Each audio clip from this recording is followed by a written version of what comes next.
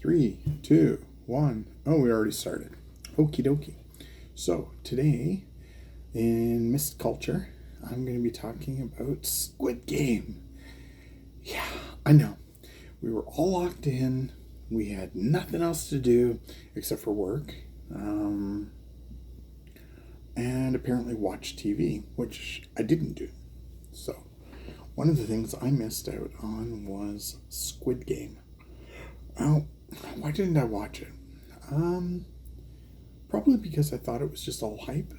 So at first, if it's all hype, I don't usually get into it. Yeah, I can't help that. But that's just one of those things, the way that I do things. All right, so Squid Game. So it first starts up with a bunch of kids playing in the play yard or playground at their school, and they're playing some sort of game, and there's like kids get out, and they've lost, and other ones win, or maybe just one person wins in the end. So anyway, so time goes by, and there's this guy who's really, really screwed up his life. He's got debts. He's got a daughter, ex-wife, and I think he lives with his mom. I mean, seriously, like, no offense, mom, but I don't think I have any plans on living with you. So anyway, so he tries on different things. He actually does win. He gets ahead, and then he gets his money stolen from him. What the hell? Like, I mean, seriously, I would be so pissed off. Anyway, so he's got a bunch of stuff going on, and he eventually runs up with this guy, and playing some games or whatever. I think it was a slap game for money, and in the end, he was asked, "Hey, do you want to do something to for more challenge, for more money?" And it's like, "Sure." And he's then sedated and taken into what looks like a prison. And he starts running into some people that he knew from his life. Obviously, he knows a lot of criminals. And there's an old man there, and I think the old man's dying. But he doesn't care. He's going to play this game, and maybe he'll have money to enjoy the rest of his life. And, and the person who stole his money is there too. So it's like, whew, coincidence or what? So anyway, they're all wearing track suits. They're all identified by numbers. They get told, you're going to play a game. So you go up, and you're going to keep playing games. And eventually the last person who's alive, not alive, the last person playing. I think they really downplayed at the beginning the death of a person coming in. So they go up, and they're in this big field, and there's this ginormous robotic doll, and I just remember her head twists. But the game that they were playing was red light, green light, or green light, red light. So the idea is the person calls out green light, and you all run like crazy to a target line. And when red light is yelled out, then everybody has to stop. Now, this one's got a really kind of a sick twist.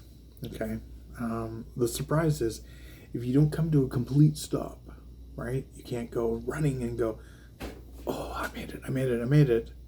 No, you have to be completely stopped. No movement. All right. Because movement is bad. So if you can imagine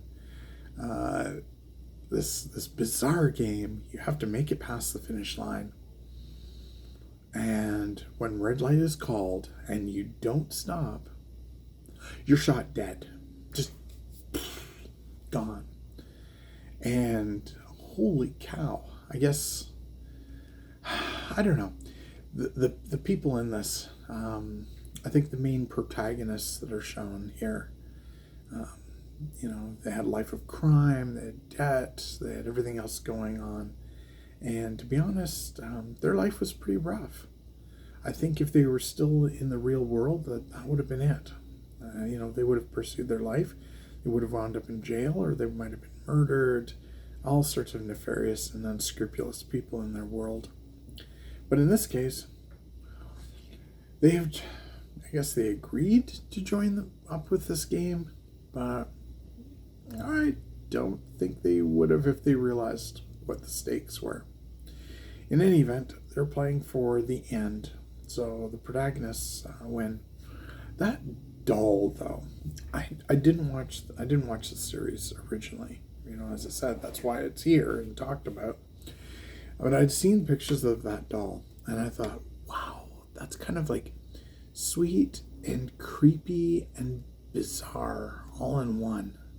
I guess it was just strange.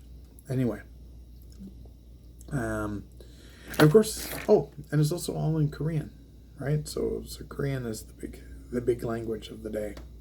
I worked with a lady who was studying Korean, so she could watch all the soaps and different entertainment shows. I guess she also wants to go to Korea too. But anyway, so that was kind of cool. So would I have enjoyed it at the time? Well, okay. First off, did I enjoy it this time around? Yeah, actually, it was pretty good. A little bit of a shock. I want to see what else plays out. There's obviously something going on behind the scenes. This is a really organized outfit. There's got to be some high-stakes gambling on top of this. There are these mysterious people in tracksuits and these weird symbols on their face. And, of course, there's this guy in black. That'll be kind of curious. I wouldn't be surprised if the guy in black turns out to be somebody from like quite a few of their past. Maybe even connection with all the kids when they grew up.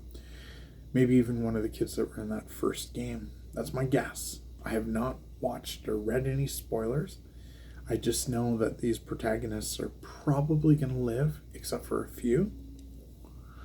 Because they'll lead you along this path.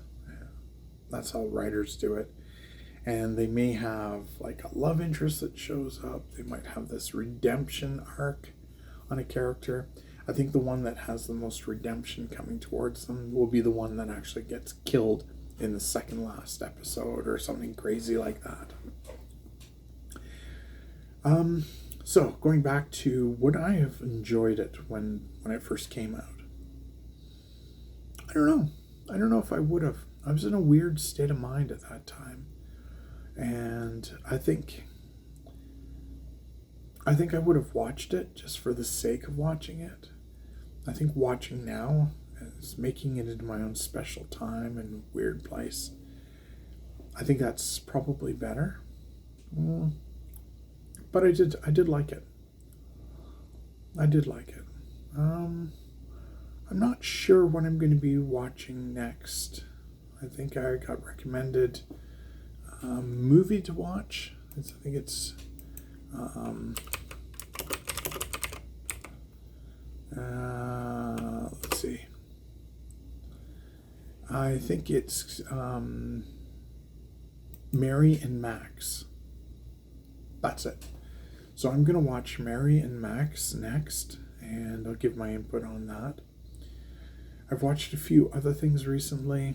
I tried watching The Silo, and I didn't enjoy it. No offense to the actors and the writers. It just felt so predictable. I did watch through Invasion recently, but that's not like a missed culture. That's actually a pretty recent thing. So, and I think, so Mary and Max is from 2009, which definitely puts it in a time period in the past enough for me to say, why didn't I watch this?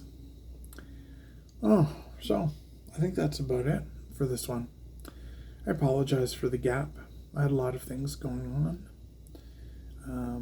Had a pretty good weekend on the East Coast just recently, Labor Day weekend. So that was fun. And it's back to the grind and hopefully keep these podcasts reignited and going throughout the whole time. So I guess if you get the chance to, and if you haven't, please subscribe, please like, and I guess until next time, Filan.